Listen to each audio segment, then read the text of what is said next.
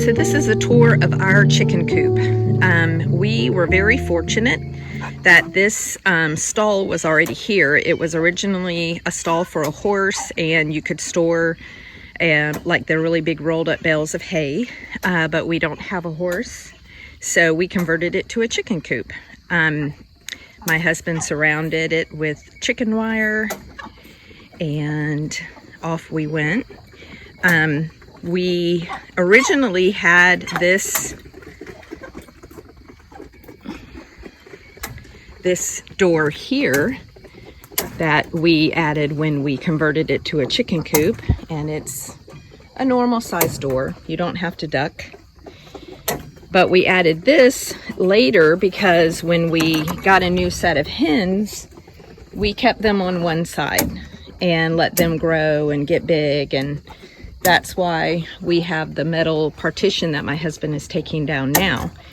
And then we had other reasons to keep it up, but now we have been able to combine all of our hens, and we don't have to have them separated. They were fighting so bad, it kind of freaked me out. So we kept them separated, but you know, at some point we were like, it can't go on like this. So we let them hash it out, and they did, and they're all happy now. So we installed this little door this year. This is our latest creation, and it slides open and shut. And that is because this past year we got roosters. So now Mama doesn't really like to be in this coop with a rooster. We've got one that if you turn your back, he's going to try to spur you. We don't want to get rid of him because he does respond. There he is right there. That's the culprit right there. He probably wants to come in here right now and give me a piece of his mind. He's a really good rooster. We don't want to get rid of him, but the idea was that they could come out the back. I can shut that little door, and then I can do all the things in here that I need to do, like freshen their water, collect the eggs. This is our hen box. We now have at least 20 hens, and they have gotten creative, and they also lay down here, but we do need a couple of more laying boxes. Somehow they work it out. Like we collect, 14 eggs a day in there, if not more. So somehow they've worked out a schedule, and they all seem to use it, but we'll get them some more. We had to put that on not the priority right now. Anyway, so here's our hen house. We create a chicken run for the chickens. I think you can see the fencing, and I document us moving it probably every week. We do try to move it every week so that they'll have fresh stuff to eat. We also try to give them perches because they do like to get up on a perch at night. They do fly up here. And then we've got a lower one here. And we've got an even lower one over there. So at night they can all get on a perch and have a good night's sleep.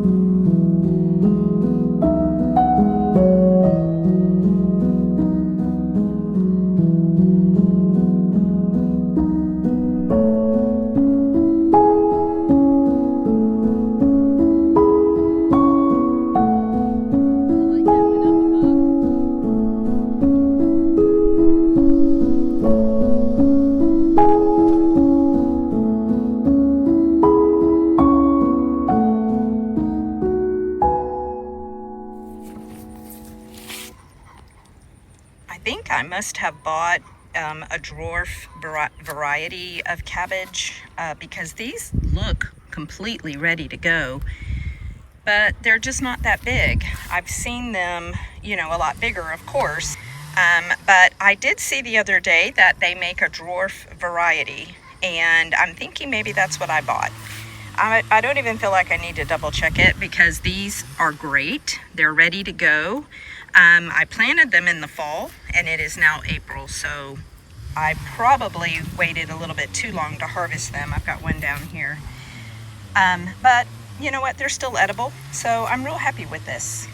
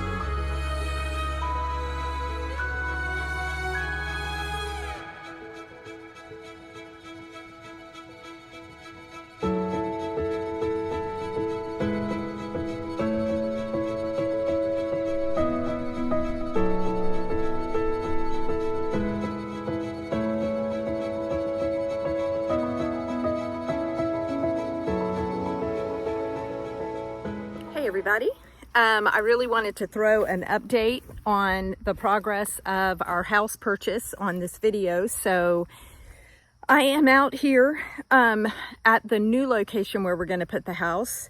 It's kind of been like a zigzag. We originally started where I am now, which is what I call the middle of the property, or the middle of what runs across, you know, in front of the road, like road frontage. And then we went to the very far east corner, and we were super happy to put it there. Felt really good about it. And we found out that there's a strip of land. Basically, we found out that our property doesn't go all the way to the road. There's about a 50-foot wide strip that runs between our property and the road, and we considered talking to who owns that strip and seeing if we could work something out, maybe buy it even, but there's just not time. We're at the end. We could potentially hear this week about a closing date for the purchase of our home. So we came back down to what I affectionately call the middle or the second culvert, and we have begun clearing this area. Because we had originally thought we would start here, we did start clearing it. But then when we radically changed direction and went to the corner, we left a lot of mess. And so now we have to clean up what we started and then continue with the clearing that needs to happen to put the house on the property. Turn the trees that we can, we have tried to turn them into wood chips. I am now finishing up our second giant pile of wood chips. They do need to sit, they need to compost for, I'm gonna say 6 months. I try to let them compost as long as possible, because if you use them too early, they will suck the nitrogen out of the soil, and they will really hamper anything that's around them from growing. I've even seen them in some situations kind of burn the plants with whatever they're bringing to the party. So we try to always have some on hand that's composting while we have some that's ready to go. And Jeff was out here a few days ago, and Jeff was able to compost a lot, a really big section of trees that we had already fell for the house. And then the chipper broke. We rent the chipper. We thought of buying one, but when we did the math for how much it cost, I think we could rent one for like 10 years before, you know, for the same price as buying one. And because we only chip once a year.